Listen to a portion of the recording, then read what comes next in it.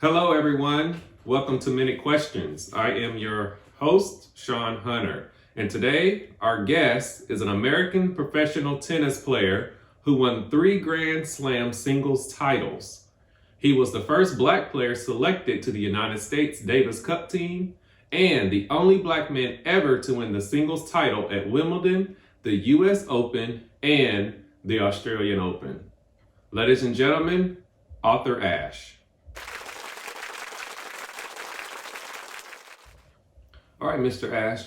In 1968, you won the US Open. So did the victory or the one in 75 your biggest victory?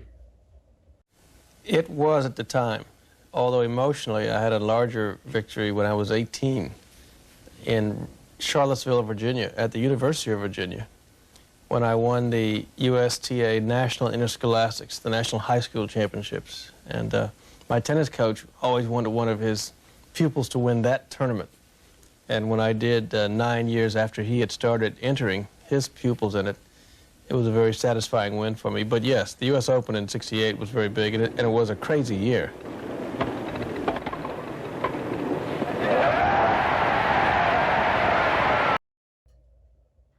All right, so you win the US Open at the time when there was only amateur players. And then you was asked to go face the nation.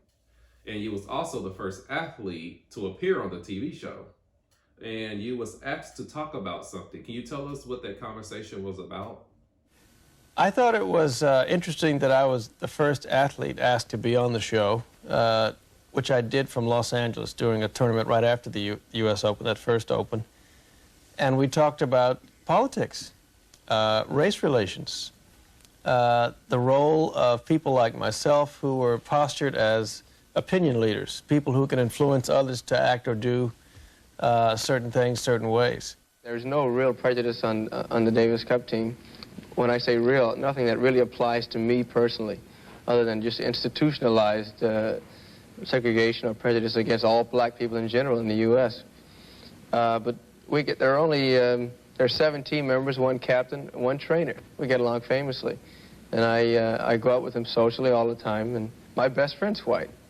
And sounds funny to turn it around. Some of your best friends are whites. Right. My best friend is one of my Davis Cup teammates. And they don't care who I date or who I go out with or where I go. And we do things together, and there's no apparent prejudice in our team at all. As I say, tennis is different. How about the black American public? Do you find that any of them regard you in a sense as an Uncle Tom? Because you take this position? Quite a few.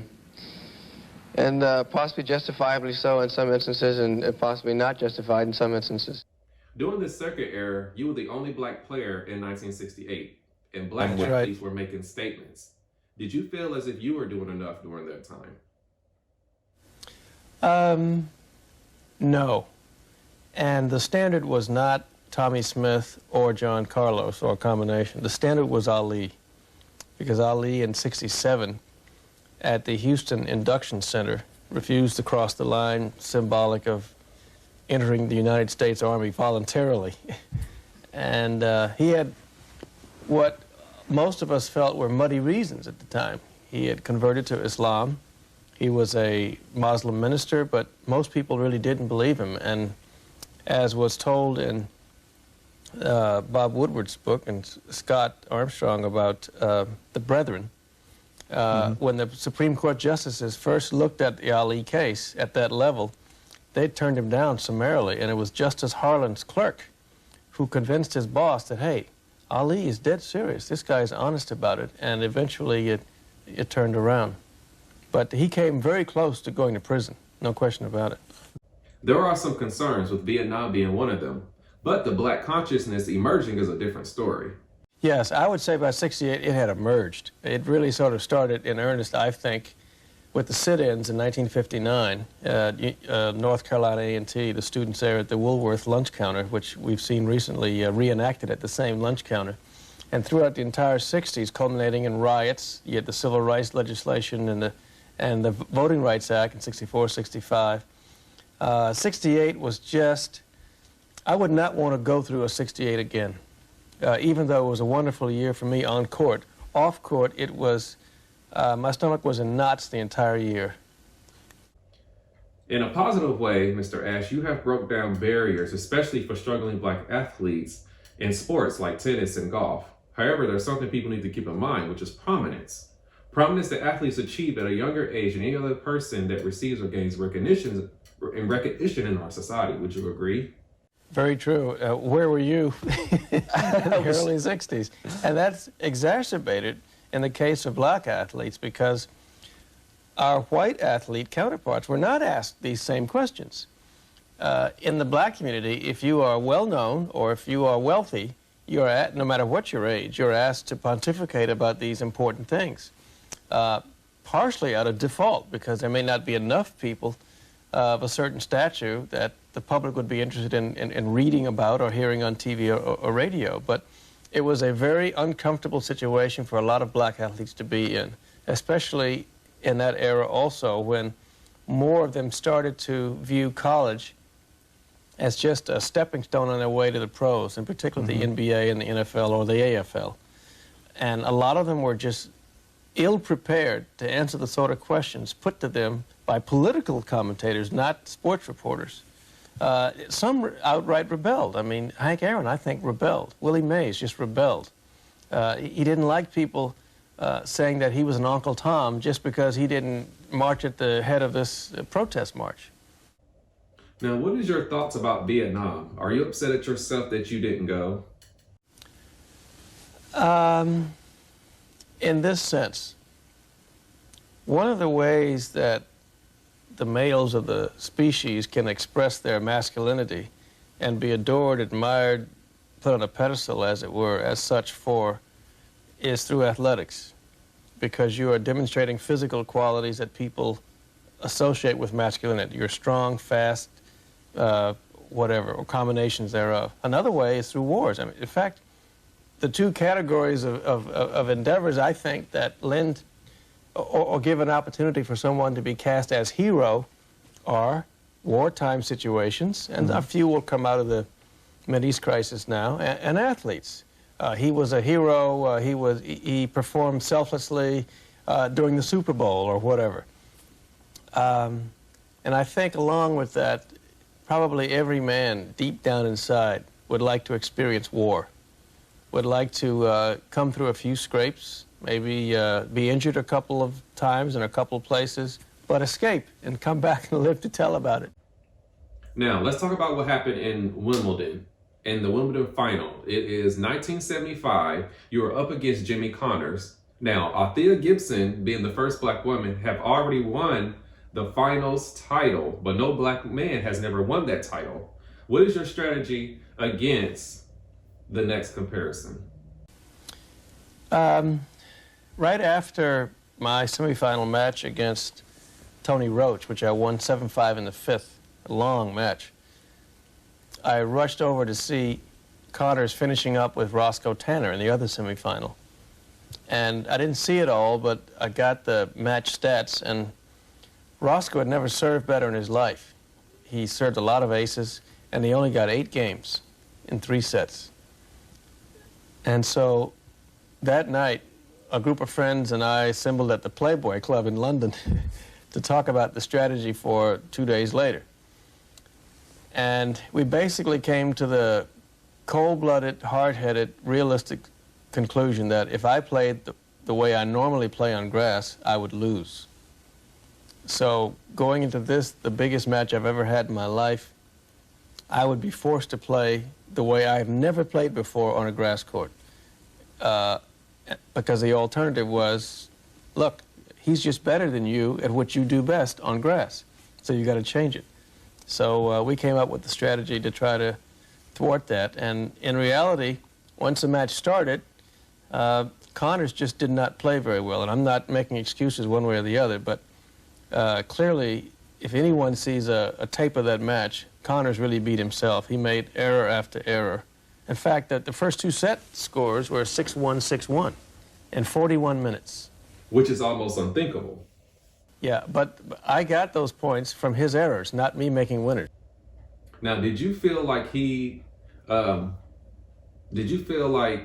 was set up to make those errors? Yes, my plan was to hit the ball with as little pace as possible, with a lot of underspin, which means when it hits on a grass court, it's going to skid and stay very low, hit the ball right down the middle, give him no angles to open up the court, serve him wide on both sides. He's left-handed, and he has a two-handed backhand to pull him way off court, to pull him into the net, because he didn't like to come to the net. He was one of the best baseline players the sport's ever seen. And if he did come to the net, try to lob it with underspin over his two-handed backhand side. Having said all that, execution's another problem altogether, but for some reason, everything I tried just worked. 40-15. So 2 championship points for Arthur Ashe. That's it! And he's done it. He really has done it. Now, when you gave the power to the people hand gesture, did you feel like it was uncharacteristic for you at that time? Very uncharacteristic, yes. And it had nothing to do with the tempo of the times. This is 1975. It was just a strongly felt, for me, it was personal satisfaction and vindication that, hey, I mean, I knew right then and there I had tried something I had never tried before on my favorite surface and pulled it off. Was there any reconciliation between the both of you personally? We don't have when I see him, I say hello, we shake hands. His wife and my wife have tea, or our kids have pizza together or whatever. No, it's not like that. It's just, but I still think that Jimmy hurt us in many ways, and I think needlessly so. I mean, he could have maintained his independence, yet have helped us. Now, is your demeanor on the court the same as being off the court? Because I know growing up in a segregated community, we are taught to hold our peace, especially being a public figure for our own community. Well, that certainly was the case early on when my coach, Dr. Johnson, for whom I mentioned that tournament win in 1961 was very important, he would not take any of his black charges under his wing unless they agreed to give it the Jackie Robinson Branch Rickey agreement for a little while, because he feared basically that any of the Southern junior tournament directors would kick us out at the slightest provocation. But there was something even more important that overrode all of that, the legal segregation in Virginia or whatever, and that was that I just grew up in a home environment where manners were very important. My father was a policeman. He was quite authoritarian. My mother died when I was 6 years old, and I think my father was a bit overprotective, but my father was a very stern taskmaster, and basically, even up until my, until my late 20s and 30s, I had the feeling that if I got out of line, my father would kick my ass, basically. And I could never do anything that would embarrass my family. I just could not do that. I would feel much worse than my father would feel if I did something to embarrass not only my father, but the rest of my family who were instrumental in my upbringing since my mother died. All right, Mr. Ashe, that brings us to our last question. Can you tell us what happened in Nigeria in the late 70s? Oh, gee. 1976 in Lagos, Nigeria, the first ever professional tennis tournament in Black Africa. And we're staying at the ambassador's residence, Donald Easom, and there is a coup on the Friday morning of the tournament. The Nigerian president, Murtala Muhammad, is assassinated less than a quarter of a mile from where we slept. This is about 4:30 in the morning. And since the government was sponsoring the tournament, but there were some anti-American feelings, we were sort of barricaded inside the ambassador's residence for 2 days. Make a long story short, finally the government agrees to let us finish the tournament, then fly out. Monday afternoon, I go out to play Jeff Borowiak in the semifinal. Then I'm going to play a final later and then get out. 7-6, first set I win, love 15, I'm serving. I throw the ball up in the air, and onto the court comes this Nigerian Army paratrooper brandishing an automatic weapon and screaming at us, "Get the hell off this court. What are you all doing playing games when we are in a state of mourning for our president?" And so obviously I get off the court and we hide in the locker room for a while. And there's absolute pandemonium. Every Nigerian in that stand just took off and ran for their lives. The Americans, Europeans, those who were white, didn't feel quite compelled to get up and run as fast. But anyway, we went outside. Jeff Borowiak finally got out of the locker room, ran down a one-way street the wrong way, and the Romanian ambassador picked us up, took us back to the ambassador's residence. It was frightening. I mean, he literally stuck the automatic weapon in my back and shoved me off the court. And obviously, I did exactly what he wanted me to do. All right, ladies and gentlemen, that was our last question. And I want to thank you all for tuning in and watching Minute Questions. I am Sean Hunter, and thank you to our special guest, Mr. Arthur Ashe.